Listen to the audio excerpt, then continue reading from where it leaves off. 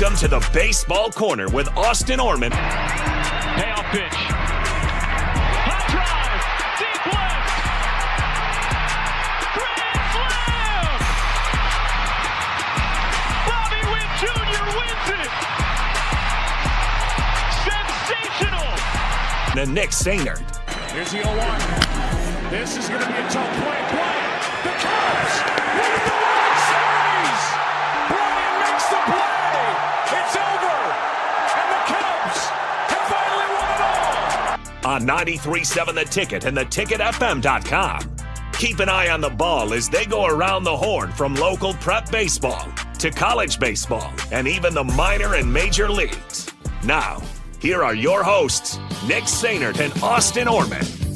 All right, welcome in. First inaugural opening day, whatever you want to call it, of the Baseball Corner here on 93.7 The Ticket and theticketfm.com. We'll be with you Monday nights from 6 to 7 here, talking some baseball. I'm Austin Oerman, joined by Nick Sehnert. Nick, I see you all the time. I talk to you all the time, but it's been a minute since we've actually been able to do a show together. This is fun. I'm glad we get a chance to talk ball here Monday night. Yeah, 100%. And this is going to give us an opportunity to not only talk about the teams that we enjoy watching, but I think it's also going to give us a chance to strictly dive deep into these conversations, because we agree.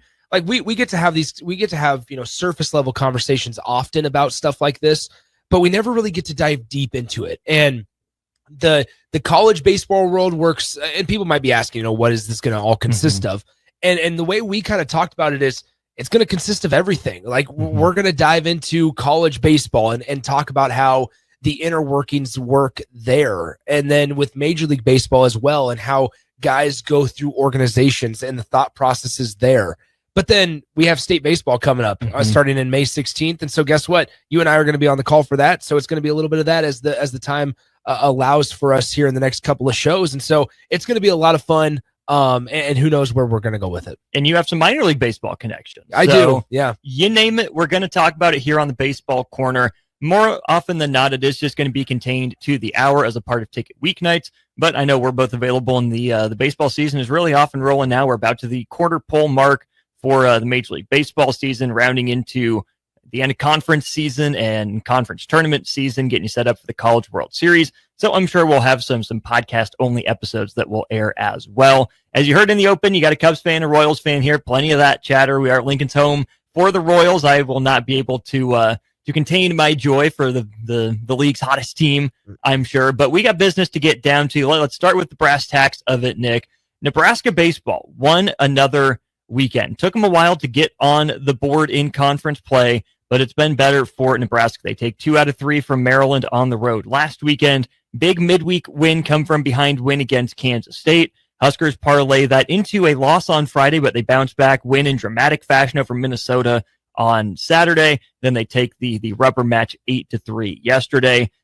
Huskers are getting hot. Weather's heating up. So are the Huskers. They're not in position yet. They still got plenty of work to do, but we've certainly seen some real improvement from Nebraska, at the very least on the results column. They're back up to 500 now, and that's a great step in the right direction just to begin with. It is. And I think I looked at, starting, let's go back to the last week of April when they win 2 out of 3 out of Maryland against Maryland. And I think I sat there and thought to myself, okay, maybe that's something that they can start to hang their hat on. They lost that Friday game. I think it was they allowed double-digit runs that game. 12-5 against the Terps on that Friday. And so it was okay, maybe they can get something going in the near future. They end up taking the 2 out of 3, like you kind of just mentioned there, against Maryland. They win that game against Kansas State, like you talked about. And then Minnesota comes out, and you think, man, when are we going to see a Nebraska sweep? I think that was my mentality going into this last Friday's game against Minnesota. Was, okay, you know what? Maybe this is the time for Nebraska to really step on the gas pedal. Maybe that's a better way to use that phrase, is step on the gas pedal and really, drive fast towards the finish line. I think Nebraska's in this spot to where they need to not only show the fan base that they're a competitive team when it really matters. I think they need to prove to themselves a lot right now that they can win meaningful baseball games. We saw it early in the year, and this team feels so different then even though the personnel hasn't changed a whole lot, there's been a lot of different combinations, sure. But while the personnel hasn't changed a whole lot since the early parts of the season in middle of February when they're playing Vanderbilt and they're playing Sam Houston and they're playing San Diego State, which I think it was in that first week of the season, while the personnel hasn't changed, the feeling around the program has changed significantly, and maybe not for the better. And so I think that a lot of it is proving to the fans that, hey, come out, show up. We're going to play some competitive baseball no matter who we're playing against. But then when postseason ball comes, they need to get some wins under their belt so that way that they're at least improving their position for the Big Ten tournament, which they're in 11th place right now after winning on Sunday.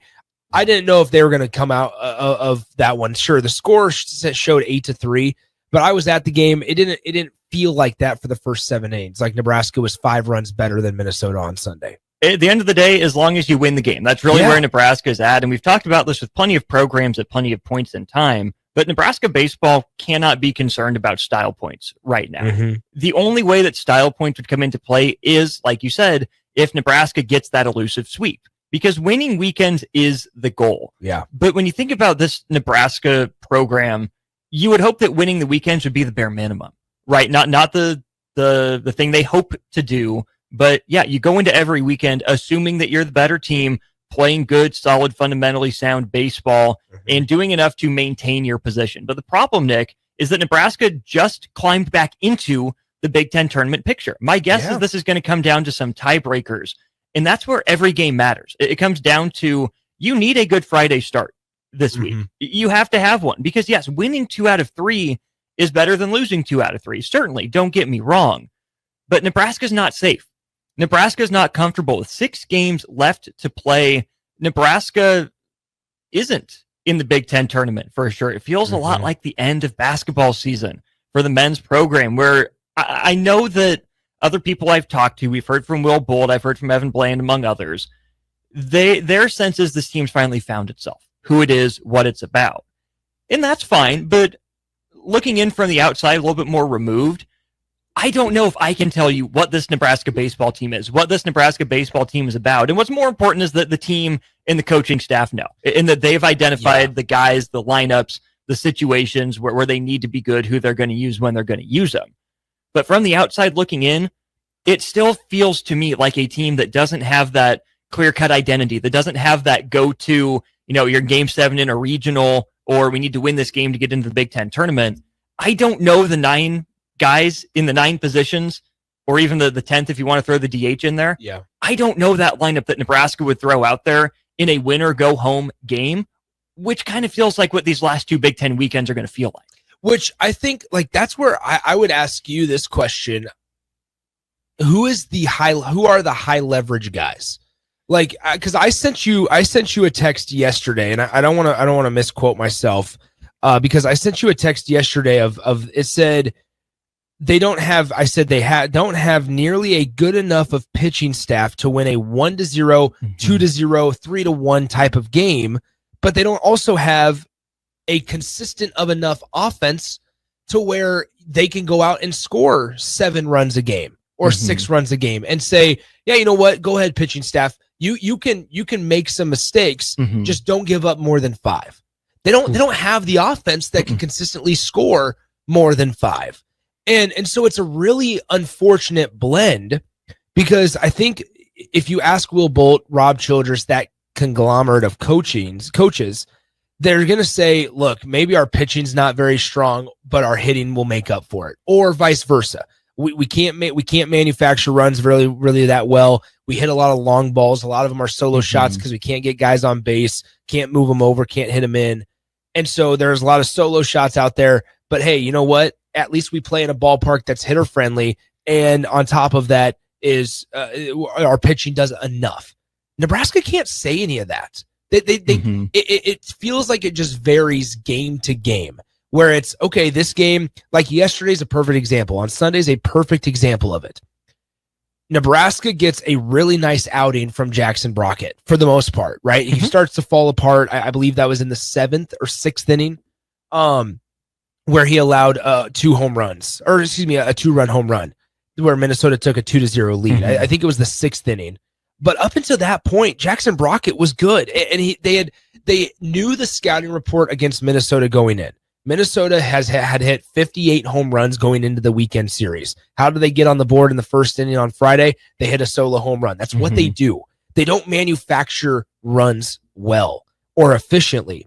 And so what I said was, okay, Jackson Brockett on Sunday, use the defense. Hit or pitch to contact, keep it down. Yeah, keep it down, and you're going to be okay for the most part.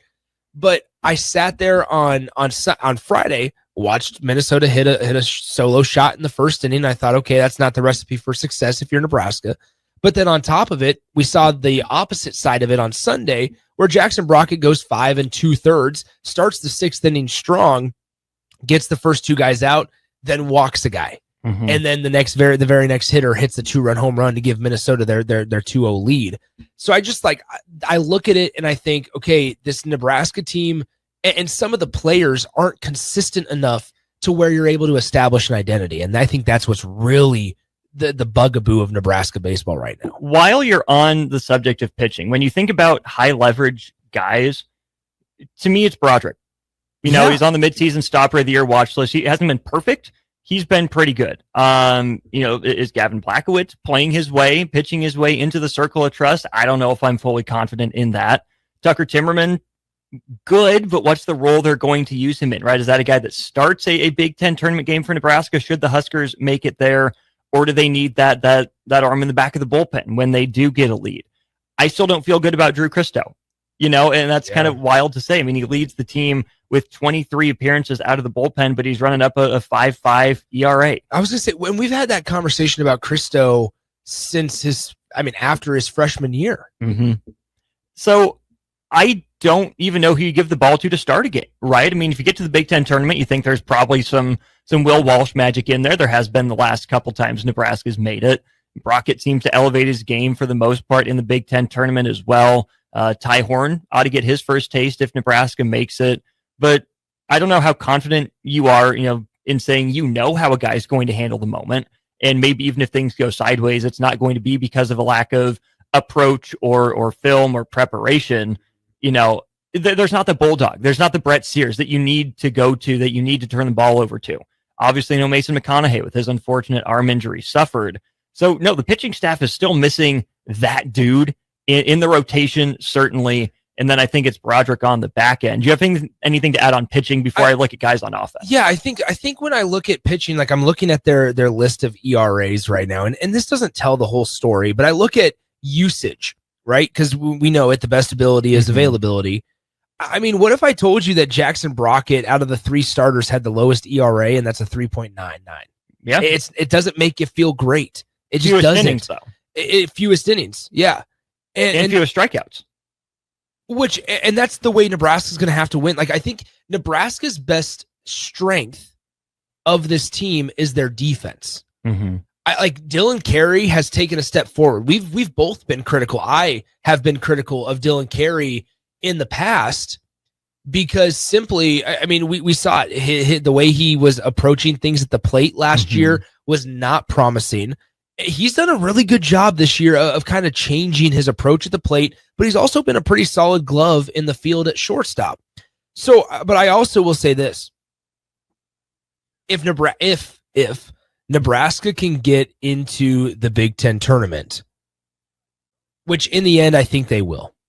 I think they take 2 or 3 from both Michigan and Purdue the next 2 weeks. They will have to take the Creighton approach, the Creighton midweek approach every single game in the Big Ten tournament. Yeah. Because I don't know. I started off my little statement here with the best ability is availability. And I don't know who you can trust to give the ball to for longer than 3 or 4 innings. Like, I think that we have to be realistic with this and look at a guy like, Casey Dice is a good example. Can you give the ball to Casey Dice for 3 innings and say, hey, get me 9 outs? I don't think so. I don't think so, right? Like, I think it's 2 innings out of Casey at the most. Well, he's appeared 17 times and thrown 18 innings, so they use him as a 1-inning guy. Yeah. Well, and we saw yesterday they used him as a third of an inning guy. Yeah. We saw him yesterday.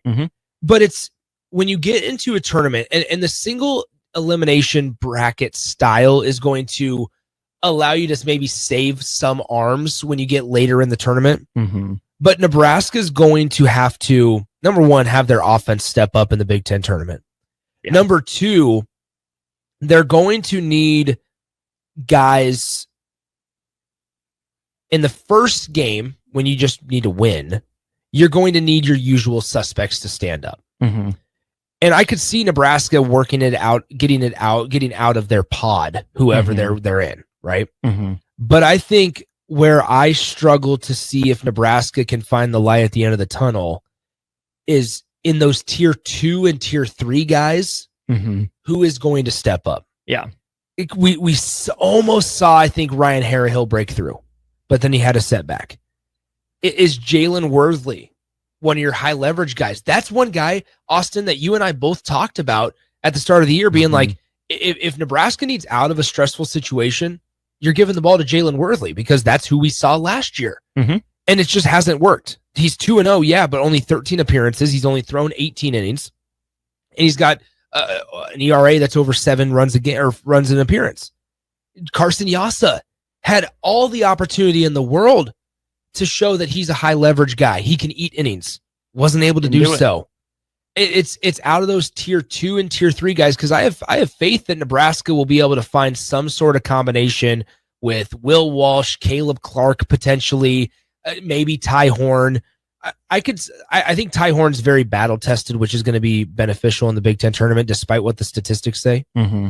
But my thing is like they're going to be able to figure out a way to get past maybe the first and second round game using some tier 1 guys and maybe just striking gold with a couple of them. But then what's the plan? And that's where I think it's a little alarming. And Nebraska's not alone in that, right? We're talking about Nebraska. There are other teams in Nebraska's range that are going to be feeling that same way. But I think the disappointment comes from the fact that all these guys have had plenty of opportunities. Yeah. That they showed promise, they showed signs last year. It's not like Nebraska was, hoping on a shooting star, trying to catch lightning in a bottle, trying to bottle up the magic of the run. And someone will step up. Someone will have a really good outing and show promise for whatever their career holds, whether it's at Nebraska, at the next level or whatever. But we just don't know who that is right now. And if we don't know, you hope the coaching staff knows. But like you said, look at the number of guys who have double-digit appearances or single-digit appearances, just the number of times they're called on.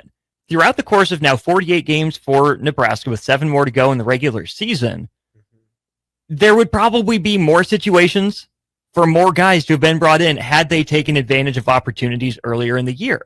But we're down to the point in the season, Nick, where you can't just say, I hope a guy has it figured out today. Yeah. Because hope is not a strategy. Plain and simple, it isn't. Let's move on to the offense here. Nebraska needs an at-bat. Who do you want in the batter's box? Who do you trust on offense to consistently give you a good at-bat? Isn't it crazy that Caden Brumbaugh is your team's statistically best hitter? I'd argue he's been the best player for them all year. And we didn't know where him and Rhett Stokes and that whole like second base position would how it would shake out. I think I another thing I told you yesterday is I was puzzled. Yeah, I'm all for giving a guy a day off. Mm-hmm. But you're in the heat of and coming towards the end of it, a season where you are scratching and clawing to make the Big Ten tournament. Mm-hmm. And a potential MLB guy that you have on your roster, one of your most experienced guys who can play multiple positions. It wasn't it's not like this guy is trapped to only one position in the corner outfield and you have to say, okay, well, you know what? Maybe we need to play somebody else over him. Mm-hmm. I was baffled at Case Sanderson not being in the lineup yesterday. He did appear, but not being in the starting lineup made you scratch your head. And if you want to say the whole thing of like, well, look, you know what? Maybe and I'm a big Robbie Bolin guy. Don't get me wrong. I think Robbie Bolin is actually should have played more this season. Hitting 311 on the year in only 90 at bats though.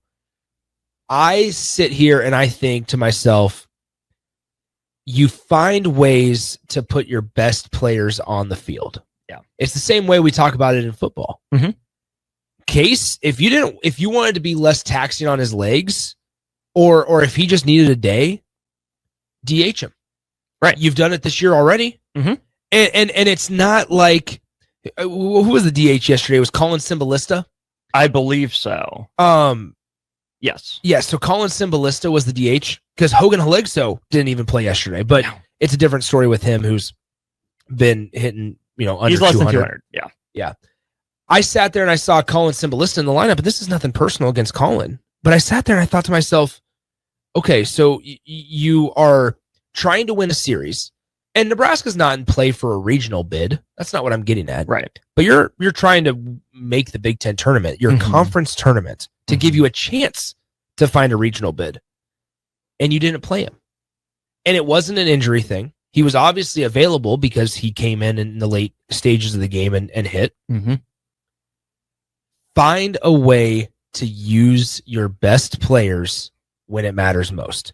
And I was puzzled, and I'd love to hear the authentic reason on why Case Sanderson was not in the lineup. And Will Bolt's usually pretty good at being upfront and honest with the media scrum after games about it. But you sent me that. I saw it as well, and you do scratch your head. Nothing against, like you said, Colin Cymbalista. Nebraska going into the year, one of the things that they thought they had in spades was depth. A bunch of guys that they thought needed at bats.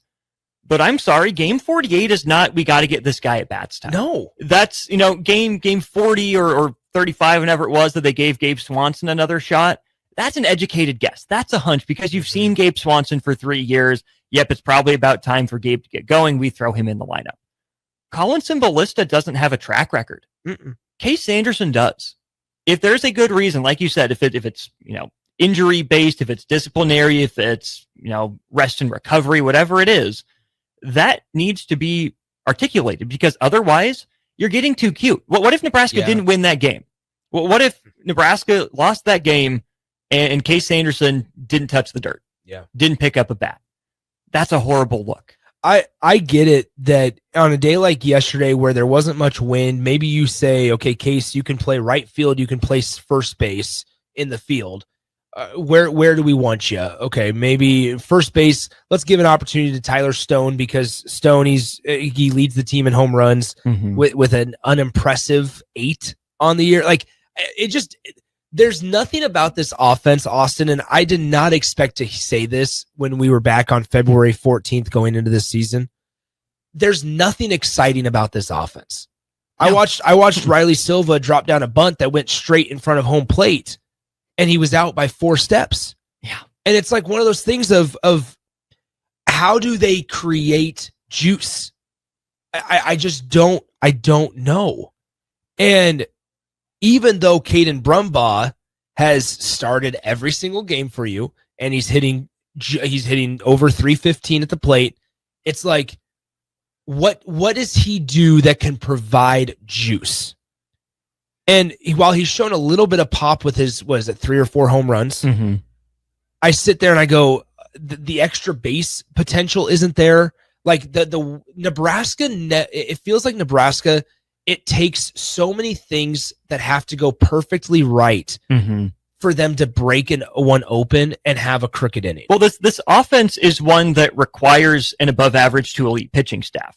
But this pitching staff is one that requires an above average to elite offense. And Nebraska is neither right now, which is why the record is where it's at. I mean, Nebraska's record flatly is mediocre.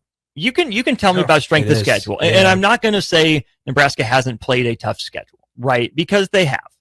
They got a couple quality wins, right? The Oregon State series, Vanderbilt, I think the win over Kansas State, the win on the road at Kansas is going to be solid. So but those are all non-conference. But it's non-conference. Yeah. You only took 1 out of 2 over Iowa. You missed Oregon. Those are your top 2 teams in the standings. Things did not go well for you in Los Angeles against UCLA, like you thought they would, another team toward the top of the conference. But I think, Nick, when we look at a guy like Caden Brumbaugh specifically, he's a guy that on a good team is batting in the 2-hole in a kind of traditional lineup where he's not your best hitter, but you trust him to keep the line moving. Yeah. He'll see some pitches. He'll drop a bunt down. He'll move a runner, all that good stuff. Get your leadoff guy into scoring position for your 3, 4, 5. on a good team, on a really good team, Caden Brumbaugh's probably hitting 6th, maybe 7th, or maybe you throw him 9th if you like his approach as a quote-unquote second leadoff type of guy. But the fact that Caden Brumbaugh is hitting, leadoff pretty consistently for this team, hitting second and being asked to shoulder so much offensive load, I don't think is healthy for him. You're on the Gabe Swanson heater right now, but I don't want to speak for you, so I won't, but I don't trust Gabe Swanson to have a great plate appearance every time. He'll run into it. He'll get hot. He'll see the ball really well and hit it a mile for a month or two here. But that doesn't mean I trust him to have a good plate appearance. Does Robbie Boland's, 426 on base percentage make sense? I wouldn't have thought it was that high. Yeah. Even Riley Silva at, what's he at? He's at a 437, but he's only played in 42 of the 48 games, started 25 of them. And to your point, 50 home runs in 48 games. Okay, home run is not an identity. Really hasn't been outside of the 1 year with Max Anderson and Bryce Matthews. Bryce Matthews, yeah. So okay, we figured it wasn't going to be that. But stolen bases, Nebraska's sub 2/3% on this. They're 44 out of 67. So that's not an identity. Even the defense, like you said, Nebraska's up to a 975 fielding percentage, which is fine. It's decent. It's not elite. It's not great. You can't point to any one thing that Nebraska does consistently better than any team on its schedule on a night-to-night basis, which means just by the nature of Nebraska's statistical profile, they're going to play a lot of tight games, and every game is going to come down to 1 or 2 or 3 key plate appearances. And if Nebraska's better in those 3, they'll probably win. If they're better in 2 of them, it's a coin flip. If they're better in 1 or 0, then things will probably snowball on this team because who's the run stopper? I sit here. I think the biggest thing for me is under Will Bolt and this offensive staff, Nebraska's strikeout numbers are alarming. I look at some of these splits, and the reason I brought this up is because you said something about Caden Brumbaugh about keeping the line moving and maybe just drawing out some at bats. And there's a lot of different angles and pieces that go into strikeout to walk numbers offensively, not pitching. We always talk about them from a pitcher's perspective of what's the strikeout to walk ratio. But at the plate specifically, there's a lot that goes into it. Mindset. What's the approach at the plate? What the guy you're facing? Does he rely on an off-speed first pitch to establish strike one or things like that? Because everybody's trying to hunt heater, obviously. But I look at just the dramatic change in a guy like Josh Overbeek, where last year we saw it down in Stillwater firsthand. One of the best things about Josh Overbeek out of the leadoff spot, he might have struck out a decent number of times last year, but it was 8 pitch at bats. Yeah. It was 9 pitch at bats. It was the ability to then go back to the dugout and give kind of the lowdown on a dude. And that hasn't been the case. You have Joshua Overbeek, who's drawn 11 walks this year, struck out 36 times. Last year, for reference, in 51 games, it was 53 strikeouts against 29 walks. So there is plenty of strikeout, like you said, but 29 walks. There's a lot more discipline.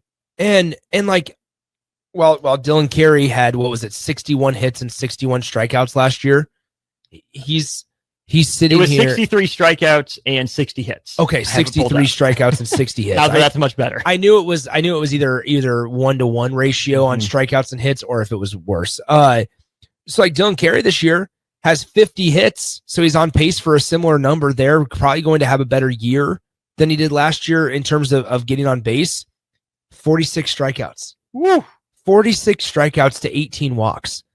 This goes back to exactly what I said yesterday, to where I was baffled why Case Sanderson doesn't get you in the lineup, especially on a day like yesterday, where Minnesota was so thin on available arms that they wanted to use on a Sunday. So thin. Case Sanderson on the year has struck out 29 times, and he's drawn 21 walks. I mean, we're talking about a differential of 8. Well, and if you factor in hit by pitches, there's 12 of those. Yes. That's 33 free bases for Case Anderson. And I sit there and I go, at this point, when you are struggling immensely to just get guys on base, because not only does Nebraska struggle to move guys over once they're on base, but they struggle to get guys on base and figure out ways to get traffic on the base paths. And I like Robbie Bolin a lot. 18 strikeouts to 11 walks on the year. 18 to 18 if you factor in hit by pitches, right? It's like figure out ways, especially with a depleted opponent on the mound. Find the guys and figure out ways to get them involved, or get the guys that get on base the most involved. Not to go all money ball, but for a team that can't rely on the long ball, it's got to be the strategy for Nebraska. Yes. And then you have to be extremely judicious with when you choose to steal bases, because their success rate this year is in the pooper. Caden Brumbaugh's 9 of 14. That's pretty much break even. And that's about that. You look at Riley Silva, his calling card. Riley Silva, Nick, has only attempted 9 stolen bases this year. But he's only attempted 9. But so much of that is that he's only been on base 20 times or 30 times. That's crazy. And so it's like you sit there and you go, okay, Riley Silva, you've only attempted 9 times, or attempted to steal 9 times. But that's a third of the time that he's on base. Gosh, that's crazy. Which is a good percentage. If you're trying to swipe a bag 1 out of 3, you're not trying to be too obvious, right?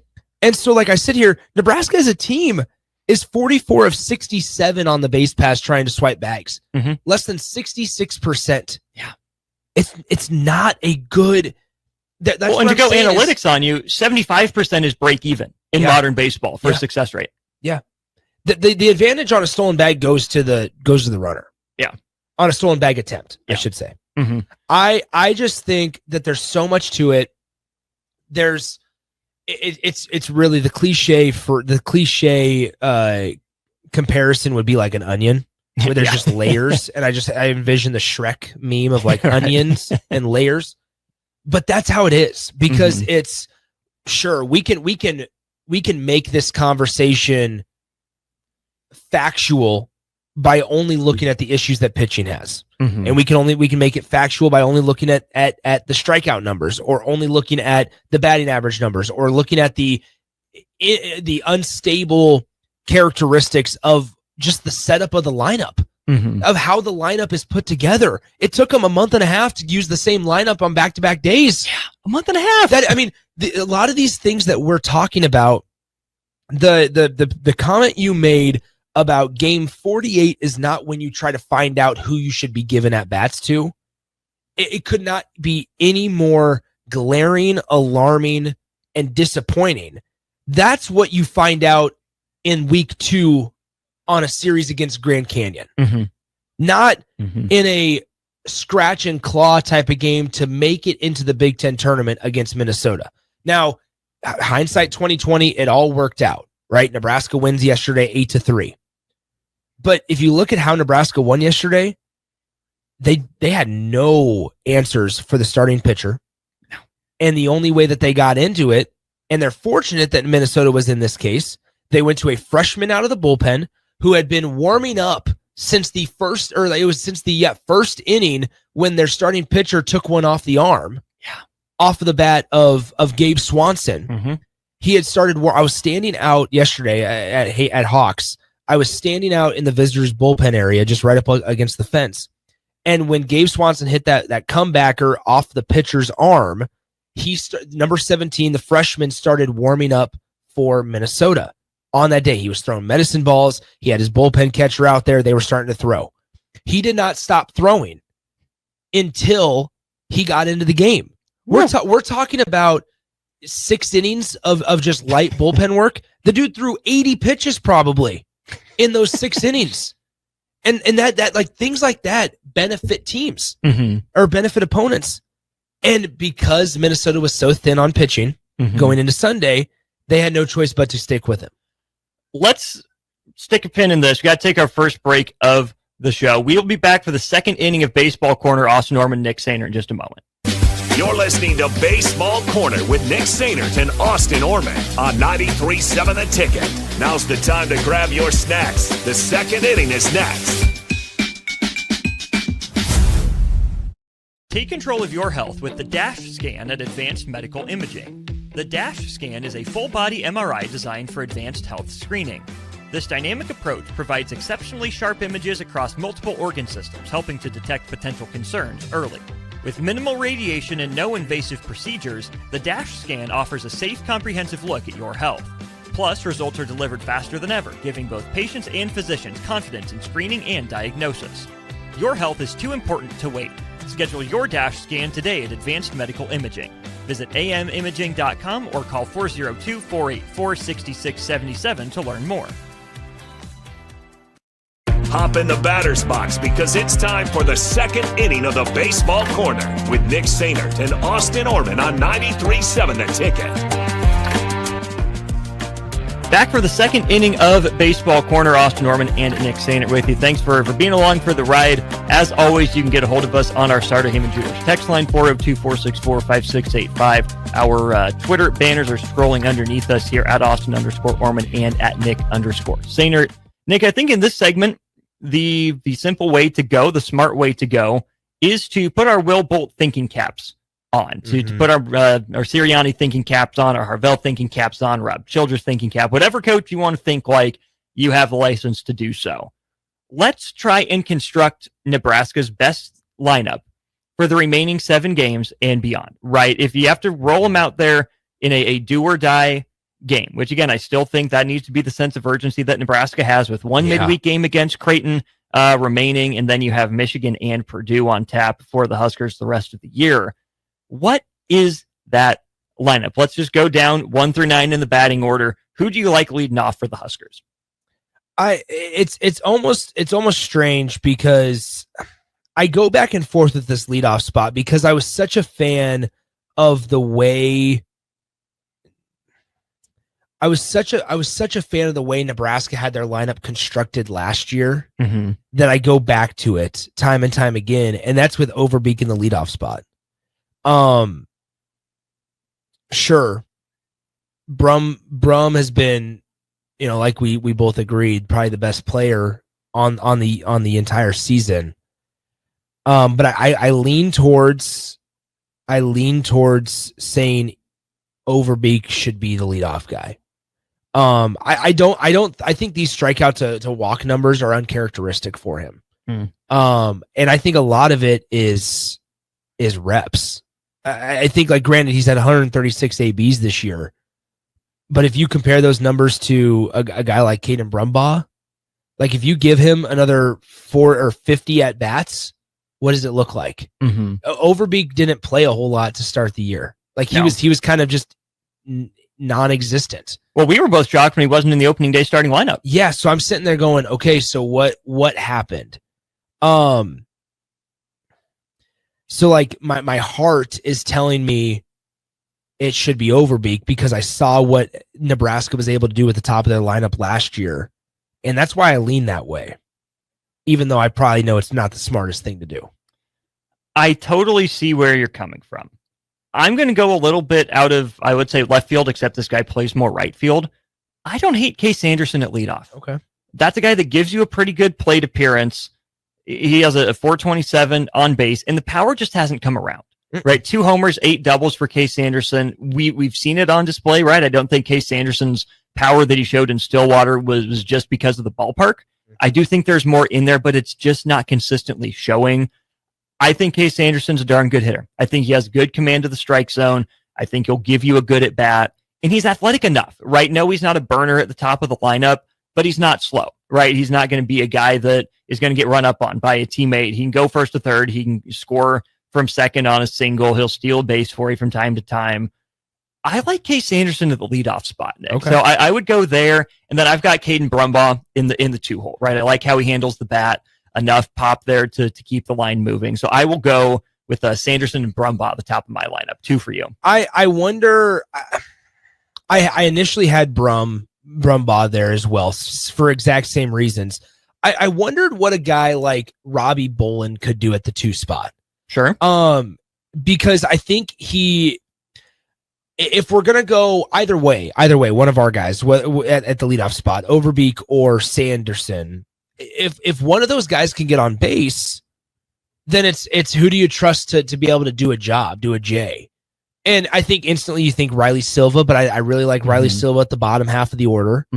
And so then who's the player that's very similar to Riley Silva?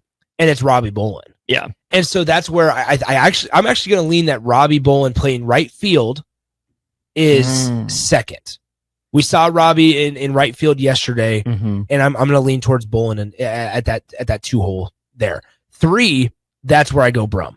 Okay. Because in the ideal situation, your leadoff guy gets on, maybe he gets an extra base hit, then it's move him over either way, whether it's second to third, whether it's first to second, move him over. And then who do you want to have the bat in the hands of? And for me, that's Caden Brumbaugh. Yeah, no, I see it. I see it. There's just so many options there for Nebraska at 3, and they're not great ones, right? But No, you can they're not promising. No, you can talk yourself into any number of options. I had to look this up because some of the impetus for this was, when was Nebraska's offense the best? You would say probably against Oregon State. Nick, do you know who was hitting in the 3 hole for Nebraska against Oregon State? Was that Max Butenbach? It was not Max Butenbach. In the 7-3 win to start the weekend, it was Caden Brumbaugh. Okay, like you said. In the Sunday game that Nebraska won by a final score of 16-7, it was Dylan Carey. Interesting. I don't love the strikeouts. Yeah, from Dylan Carey. I do love the pop. I do love the thumb. He leads. Saw it yesterday. 506 slugging percentage, 7 homers, 15 doubles for him. 18 walks, not great. 12 hit by pitches against those 46 strikeouts. Here's where I'm going to put some infusion of the long ball. I'm going to go Carey at 3, and I'm talking myself into Tyler Stone. More and more, right? Tyler Stone's been solid, not elite, not a high average guy, only hitting 245 on the year. Like you said, those 8 homers, 11 doubles, also drawn 15 walks across 139 at bats. I'm gonna let it ride with Dylan Carey at 3 and Tyler Stone at 4. So where are we at 4? That's where I bring in Case Sanderson, and I'm considering whether or not I want Sanderson to play defense. This is what, and without giving away the rest of my lineup, this is where I don't know which way to turn. And I don't know if there's a correct way to go. Sanderson, hypothetically speaking, at either DH or right field.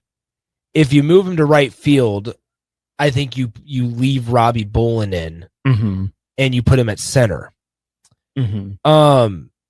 You know what? I could do it this way, actually, instead. Let's do it this way. I'm going to put Case Sanderson at right field. I'm going to put Robbie Bolin in left. Okay. We'll do it that way. Because for as critical as I've been of Riley Silva, I think you need him in the lineup down at the bottom. Okay, so Sanderson playing right field, he's just my cleanup hitter. I think he's the best overall player on this team, even though the statistics don't show it. I think everything we expected him to be at the start of the year is still there. It's just something's not working. Baseball's happening, I guess. Then after Sanderson, this is where I was going to put him in left field. I'll take him out, put him at DH. That's Gabe Swanson. After what he did last year around this time, you need him in the lineup. He gives you a pop, gives you an extra base capability. Yeah. And especially as we get towards the middle to the bottom of this order, there's not a whole lot of that. Right. And so you're trying to find it wherever you can. And so naturally, I think Gabe Swanson's my 5 there. Yeah, I land in the exact same spot. It seems to be where he's most comfortable. A little further down, and you're risking a little too little on base. Any higher, he might be a little overextended. And just to go back positionally, I'll put Sanderson at first, Brumbaugh at second, Carey at short, Stone at DH. I've got Swanson there in left to get me through the 5 spot. So then at number 6 is where, again, it starts to get interesting. I tend to agree with you that Josh Overbeek is probably the option here at third base. It just makes me wonder, whether Rhett Stokes, only 33 appearances from only 59 at bats. that's a guy that you would have liked his versatility across the infield. And Nick, as much as I want to see Rhett Stokes get another little bit of an extended shot, the last 7 games of the year probably aren't the time for that. So the fact that Overbeek has played a little bit more, he has that track record. Even if I don't love it, I think I have to go with Josh Overbeek at third base in my 6 hole. I wonder at times. So as I'm getting off topic here, or not off topic, we'll finish this. Let me stay on track here. Sorry, my bad. 2, 4, 6. So 6, I have Tyler Stone playing first base, just because it's either Sanderson or Stone. And I guess I'll just take Stone at first base. Because I think the outfield that I have of Bolin, Silva, and Sanderson from left to right allows Nebraska to maybe track some more things down. Sure. Stone, and then that's where I have Dylan Carey in the 7th spot. I have him down a little bit lower, simply just trying to provide life in the bottom half of the order. I think that's the thing. Like, you're kind of bench scorer in basketball. Yeah. Like my case for Dylan Carey is who's that guy that can be parked at the bottom, bottom third of your order, in this case, 7th, that you can say, you know what, he has a chance to get on. He has a chance to get us an inning started. Yeah. Or he has a chance, if Stone gets on base, to do something. Like, and I just don't, the rest of the lineup just doesn't excite me a whole lot in terms of answering that question. No, I'm with you. I completely feel that. I'll just round it out 7, 8, 9 here. I still like Hogan Halixo's defense. He's been fine. Will Jeske might be starting to come on. Colin Cymbalista, we talked about a little bit. I think you go out and you get a guy like Hogan Halixo because of his experience, right? If he can handle the staff and all the arms like we think that Nebraska's going to need to throw out there to get through a game, right? If they're taking the Creighton midweek approach, like you mentioned, I think I trust Hogan Halixo there. And more, Nick, I'm in the camp of, if you look at this analytically, you don't put your worst hitter in the 9 spot. You probably put him in the 7 because there's a chance that he leads off an inning more likely than not. And you want to get your leadoff guy on. But, if he does get on, great. You have 2 better hitters behind him. If he doesn't get on, hey, great. You have 2 better hitters behind him. You know what your situation is with already 1 out on the plate. So I will go Hogan Halixo doing the catching, hitting 7th for me. I'll put Robbie Bolin in there at 8th, and then Riley Silva in center field, Robbie Bolin in, whether it be in right field as well, to round out my lineup. So I go Sanderson, Brumbach, Carey, Stone, Swanson, Overbeek, Halixo, Bolin, Silva. I round out Jeske behind the dish. I think the reason that you brought in Hogan Halixo is for Will Jeske's development and growth. Sure. Is to aid in that. And not that this is not me saying Hogan Halixo's job is done, but now it's time that we see Will Jeske take over. Should be. I agree. And so for that reason, I think Will Jeske I have at 8th, and then Silva at 9th. So I wrap up Overbeek, Bolin, Brum, Sanderson, Swanson, Stone, Carey, Jeske, Silva. With this, I immensely struggled not being able to find a spot for Devin Nunez. Freshman sensation for Devin Nunez. I think that's a guy that I'm concerned with Nebraska losing. Oh, for sure. Oh, absolutely. If you're an SEC program, you look at a team like Nebraska that had a very down year in terms of in comparison to what they were expecting, and you go, who can we pick off? Yeah, you didn't use this guy. Yeah, really? Yeah, you only got Devin Nunez 97 at bats through 48 games. You only played him 30 out of the 48 games. Yeah, a top 80 recruit nationally. It might be an issue of just not being able to find a spot for him. But like you said in the first segment, if he's one of your best hitters, you find a spot for him. You find a spot. Why are you DHing Colin Cymbalista and not Devin Nunez? And that's my thing is you can look at it, and if we could switch things around here, you could put Swanson in left, hypothetically, Swanson in left instead of, I have him at DH. Yeah. Swanson at left, Sanderson at first, DH Nunez. You could DH Overbeek. You could DH Brum. Yeah. You could DH Nunez. I mean, there's a lot of different options to where you're not shifting the order, you're shifting roles. Yeah. And it's puzzling. Once again, we started it off this way. It's puzzling that Case was not in the lineup yesterday. And it's baffling that Devin Nunez, who's been one of your, how do I want to say this?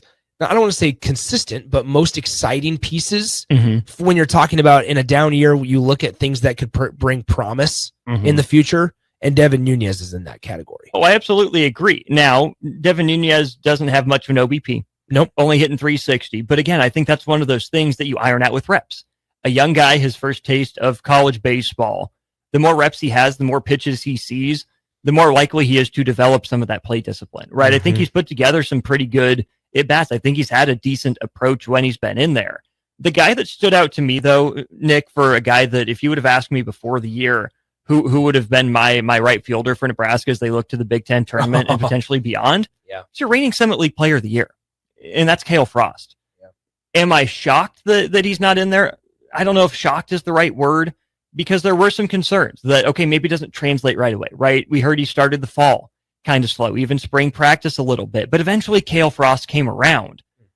The reason I'm surprised is that he hasn't really come around.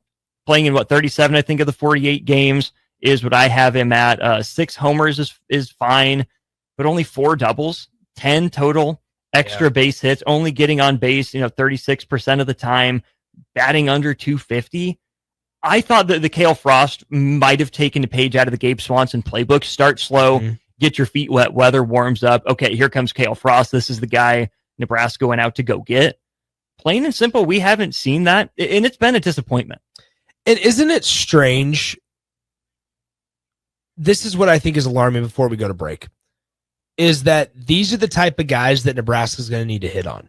Yeah. We just talked about Devin Nunez being an intriguing piece for an SEC roster or a Big 12 roster as they look around. What's Nebraska going to have to do? They can't go to an Arkansas and say, oh, you know what? We like your 7-hole hitter that only played 35 games. They can't do that. Right. No Big Ten team can.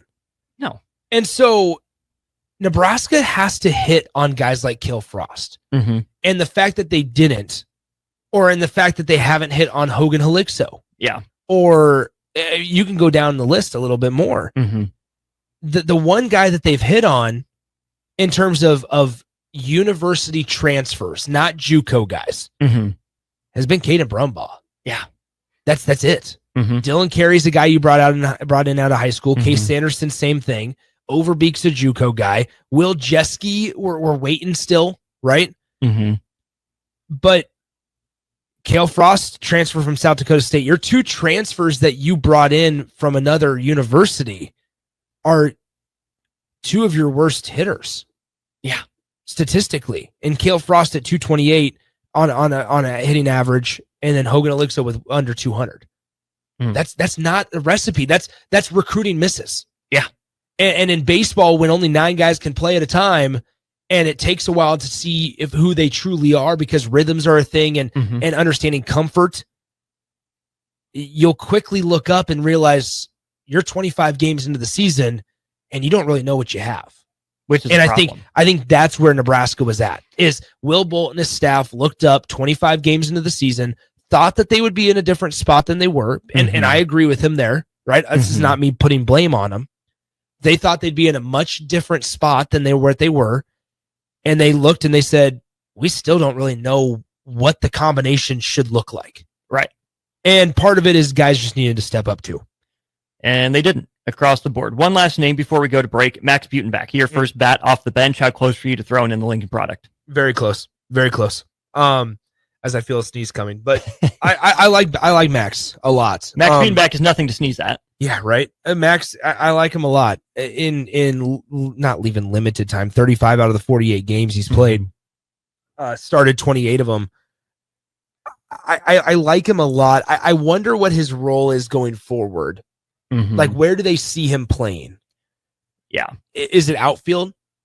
Probably. I think that's probably the safest option for if you can stick him in a corner and let the bat carry, because he's slugging 563 this year. That's what I wonder. Is he like the DH? Is he the DH for Nebraska baseball next season? I think that could be in the cards. Because do you take, not that he's a liability defensively, do you take, in this case, who would be your DH, I guess? Is Tyler Stone? Yeah, that's who I have. Okay, DHing. so we'll go with yours because I think yours is probably more realistic. If you're Ty Stone, would you give Max Butenbach that DH spot instead of Stone? I was close. Okay. I'm telling you, I was close. I've talked myself into Stone a little bit over the last few weeks. Both guys have had some flair for the dramatic at different times. They've both done some good things and come through in some big spots for Nebraska. I trust Tyler Stone a little bit more right now. But if you told me that it's Max Butenbach hitting in the 5 or 6 hole, I am not mad at you for a second. This is where it's interesting on how Nebraska needs to win games. Because I think that Max Butenbach would actually be more valuable in that DH spot. And then pinch hit Stone. Because I think with Max, he provides a little more variety on what he can do at the plate. Obviously, the speed is a little bit of there's a differential in speed there as well. But he also provides the pop. Yeah. He also provides the pop. Tyler Stone, I was ready to write Tyler Stone off after last year. He was getting everyday reps, but not producing nearly to the level that he needed to. The strikeout numbers were atrocious. And it still doesn't just square in my head how he was an all-conference level selection. Yeah. And so Tyler Stone, though, that's where it's like, once again, Nebraska's in this dark tunnel of plenty of options and plenty of potential combinations. None of them really move the needle more than the other. No. And so therefore Will Bolt has to sit there and this is where sympathize might be the wrong word, but I sympathize with Will because the only way you can find out is when the bullets are flying. Yeah. And when neither one shows up consistently, and this isn't even Max and a Tyler Stone conversation, this is an entire team conversation. When neither one shows up, neither option or none of the options show up consistently, you just have to keep on trying to throw that baloney at the wall and hoping eventually it sticks. One of the pieces stick. And it'll stick for a game. Yeah. But then how long does that baloney hang on the wall? That's the question. We got to take our final break of the show. We'll be back for a 1-2-3 third inning right after this. You're listening to the Baseball Corner with Nick Sehnert and Austin Oerman on 93.7 The Ticket. It's time for the second inning stretch. Get out of your seat, stretch, and get ready for the third inning. Unearth the secret to long-lasting tires at Tread's Central Tire Pros, a league apart in commitment, service, and expertise. This isn't just about rubber meeting the road, but trust, safety, and surety converging in perfect harmony. This is where expectations are exceeded every time. Make your appointment today at Tread Central Tire Pros just south of Cortland on Highway 77 or visit our website to explore our services. Remember, when it comes to tires, choose Tread Central Tire Pros because we tread differently. Grab your glove and hit the dirt. It's time for the third inning of the Baseball Corner with Nick Sehnert and Austin Oerman on 93.7 The Ticket. One final segment, like I said, got to keep it quick. We got to get out of the way here for the rest of Ticket Weeknights. This is Baseball Corner. Austin Oerman, Nick Sehnert with you. Nick, Nebraska got its record back to 500. Huskers are 24-24 after taking 2 out of 3 from Minnesota over the weekend.